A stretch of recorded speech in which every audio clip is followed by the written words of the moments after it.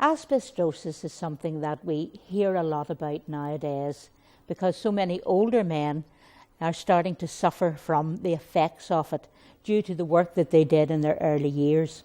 We have one such man with us here today, Arthur Rafferty, who suffers from asbestosis, and in fact he took it a stage further.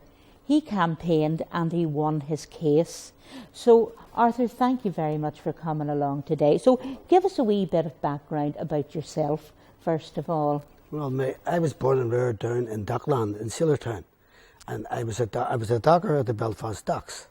My father was a docker and my grandfather was a docker, so we go back a long, long way. Now, there was a cargo that we worked at the Belfast Docks called Asbestos. Now, we worked at that for about 27, 28 years, and we never got any protection at all, not even a paper mask. When did you first become concerned that you may have contracted asbestosis? Well, asbestosis itself is a sickness that lies in your body dormant for 30, 40, maybe 50 years. So therefore, I worked at the docks from 58 right up to 84. I was feeling okay. But 2001, I began to take sick. I began to breathe very heavy. I began to bring up blood. I began to have pains and aches that I never had because I was a professional boxer. And I always kept myself fit. I never drank and I never smoked. That's when I first knew something was wrong. Yeah. So then you were diagnosed, obviously, with asbestosis from the hospital, was it? Well, I went to my own GP first. He examined me for a long time, but couldn't find anything. And he sent me to the Mater Hospital to see a specialist. And the specialist in the Mater Hospital spent about 6 hours with me that morning. They done every test known. 4 weeks later, they sent for me. The same doctor seen me. And he says, Arthur, I have bad news for you. You are suffering from asbestosis. Well, I didn't even know what it meant. I says, well, how did I get that? Because I've always kept myself fit. And he understood that. So he said to me, did you ever work with a commodity at the docks called asbestos? And I says, of course we did for years. Thousands and thousands of tons of it. Because that was the stuff that the shipyard needed to build the ships. He says, what protection did they give you? I said, they never gave us anything, not even as much as a paper mask. So that's why now we would find an awful lot of older men suffering from asbestosis because it lies dormant in your system for so long. And then what exactly is this illness? Can you describe it? What it is, your lungs are scarred with working with asbestos. Oh, right. The lungs. And the lungs are scarred. Now, they showed me my scan when they took it in the Mater Hospital, and my whole lungs was peppered with black dots. And that gradually over the years gets worse. Your breathing gets worse, and you can barely walk. And it's only a matter of time before it goes from pleural plaques, asbestosis, and then mesothelioma. When you come to the stage of mesothelioma, you're on your way out. The doctor can practically tell you have 8 weeks, 10 weeks to live. And this is all brought about from working with this material over so many years without protection. Well, I worked at it for 27 years, and no one, ever told us about the dangers of that. So, Arthur, tell me, how many others are likely to be affected by this condition? Well, there again, you said, you hit the nail on the head there. That lies dormant in your body. There's people walking about now, don't know they have it. Now, our union, they had a duty of care to look after us.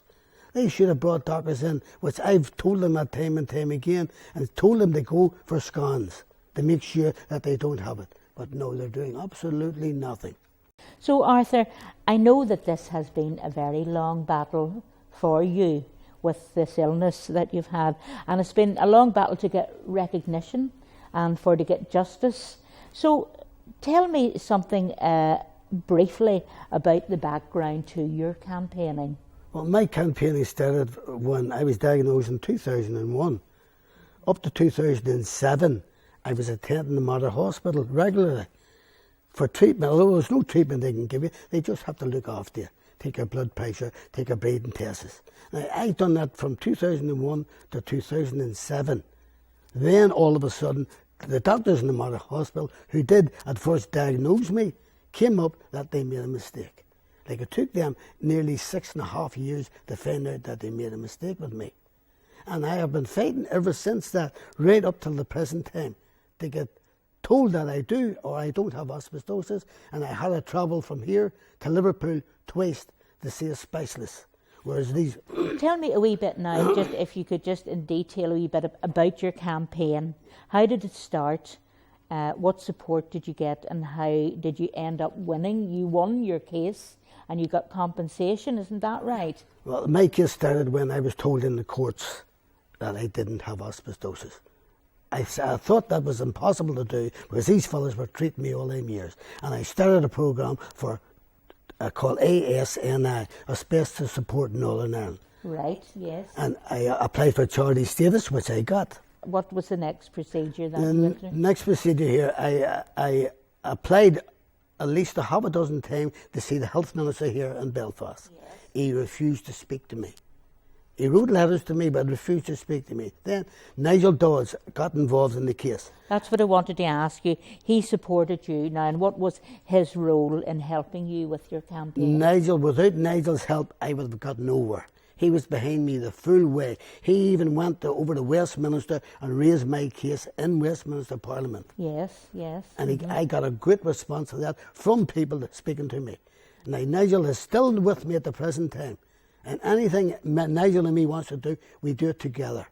Obviously, you would have attracted a lot of attention from other sufferers. So do you take your campaign to different places and give talks? Or how do you go about highlighting it now? People are phoning me day and daily. Now, I've opened 2 advice centres, one in North Belfast and one in West Belfast. Right. Because I want to do both sides of the community. For asbestosis. For asbestosis people, people that work with asbestosis, not only people who work with it, but wives or children who didn't work with it and have been affected by it. Although the government tells you that can't happen, but I have proved them wrong. And people's come to me day and daily, and I'm helping them people to find ways around it. What sort of advice do you give them when they come to the centres? I advise them to go to see the best people, the people I know that are tried and tested by me, that will help these people, because there's a terrible lot of doctors who won't help them, and a terrible lot of government quangos organisations won't help them also. So I try to avoid the people going to them, because as you say yourself, most people with asbestosis now are elderly. Because that lies in their body a long time before it shows up. Although it comes up in some people very quick, because 3 or 4 doctors that were diagnosed with me at the docks are dead and buried now. How is your health now, Arthur? My health now, I know myself. I'm dying. I have no doubts about that. The only thing that's kept me was I've kept myself a bit fit by not drinking and smoking. But I have seen other doctors that are in the same position as me. They can barely walk. Some of them run about carrying bottles of God for breathing. Really? Really. I've been in there. As a matter of fact, as I'm saying, I have them 2 centres, but people that come to me, but some people can't even come to me. So I have a service now. I go and visit them. Really? That's wonderful.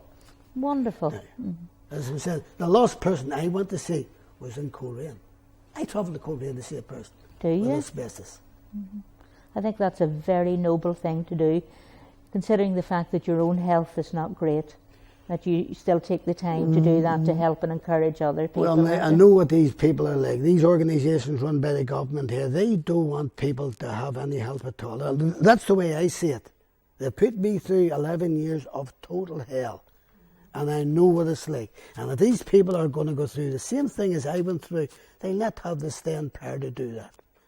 Once the doctors met me, I told them, I had a meeting with them many a time, and I told them, I'm in here for the full 15 rounds.